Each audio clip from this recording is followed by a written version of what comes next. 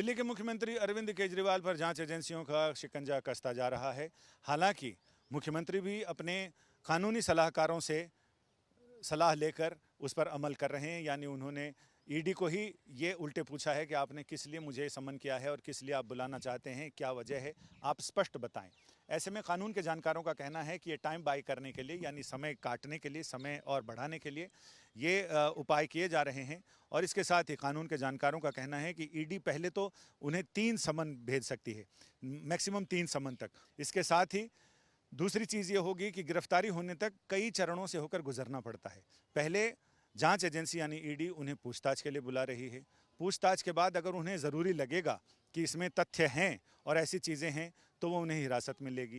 हिरासत में लेने के बाद फिर उन्हें गिरफ्तार किया जाएगा। गिरफ्तारी करने के 24 घंटे के अंदर तीसरा चरण ये होता है कि उन्हें अदालत में पेश किया जाएगा।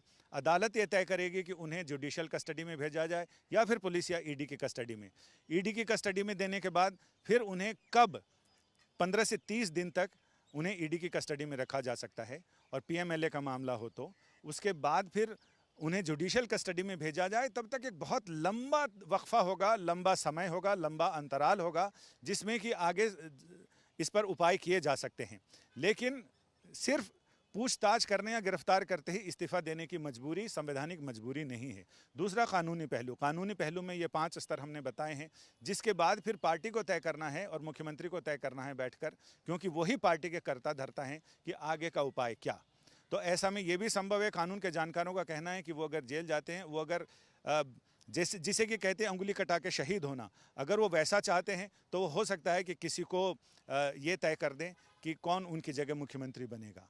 इसमें संविधान कहता है कि विधायक दल तय करेगा कि उनका नेता कौन हो, लेकिन चूंकि ये सिंगल हैंडेड पार्टियां हैं, इनमें एक ही आदमी सारे निर्णय लेता है, तो ऐसे में ज़रूरी हो सकता है कि वो किसी अपने विश्वस्त को, जिसमें उनकी पत्नी भी हो सकती हैं सुनीता केजरीवाल, उन्हें वो अपना उत्तराधिकारी बना दें, उन्हें अपनी खड़ाओं की पूजा करने के लिए, राज करने के लिए छोड़ दें।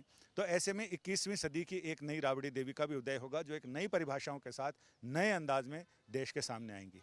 इसके साथ ही तीसरा है राजनीतिक। उसमें राजनीतिक फ़ायदे के लिए इस्तेमाल किया जाता है, जिसमें अवसर को, आपदा को अवसर में बदलना, जिसे ये जुमला कोविड के दौरान मशहूर हुआ था, जब प्रधानमंत्री ने कहा था कि हम पर आपदा है लेकिन हम इसे अवसर बनाएंगे। तो राजनीति में आपदा को अवसर बनाने का काम अक्सर होता है। इसमें अगर राजनीतिक रूप से फ़ायदा होता है तो हो सकता है कि अरविंद केजरीवाल इस्तीफ़ा देकर जेल में चले जाएं, या फिर ये भी हो सकता है कि जेल के अंदर ही वो अपनी कैबिनेट की बैठक करें। एक नया अंदाज सामने आएगा। लेकिन इसमें ये कानून के जानकारों का कहना है कि जेल के अंदर ये अदालत को बताना पड़ेगा, इसके साथ ही राज्यपाल को इन्फॉर्म करना पड़ेगा। चूँकि कानून ये कहता है कि अगर सिविल मैटर है तो इसमें मंजूरी लेनी ज़रूरी होती है गिरफ्तारी के लिए, लेकिन अगर आपराधिक मामला है, क्रिमिनल मैटर है, तो इसमें उनको गिरफ्तार किया जा सकता है। लेकिन राज्यपाल और विधानसभा के अध्यक्ष को, स्पीकर को इन्फॉर्म किया जाता है कि आप वैकल्पिक उपाय करें, क्योंकि आपके मुख्यमंत्री को, सरकार के मुख्यमंत्री को हमने इन अपराधों में इन आरोपों में गिरफ्तार किया है। तो यानी कुल मिलाकर ये पूरा मामला संवैधानिक प्रक्रिया, कानूनी प्रक्रिया और राजनीतिक प्रक्रिया, इन तीनों के शिकंजे में है। अब इसमें देखना ये दिलचस्प होगा कि आगे जब परिस्थितियां आगे होती हैं तो इसमें से कौन सा मोहरा आगे चला जाता है, क्योंकि अब शतरंज की बाजी पर सारे मोहरे एक साथ लगे हुए हैं। प्यादा एक घर चलता है या फिर घोड़ा 2.5 घर चलता है। कैमरामैन अश्विनी हेलन के साथ संजय शर्मा, दिल्ली आज तक।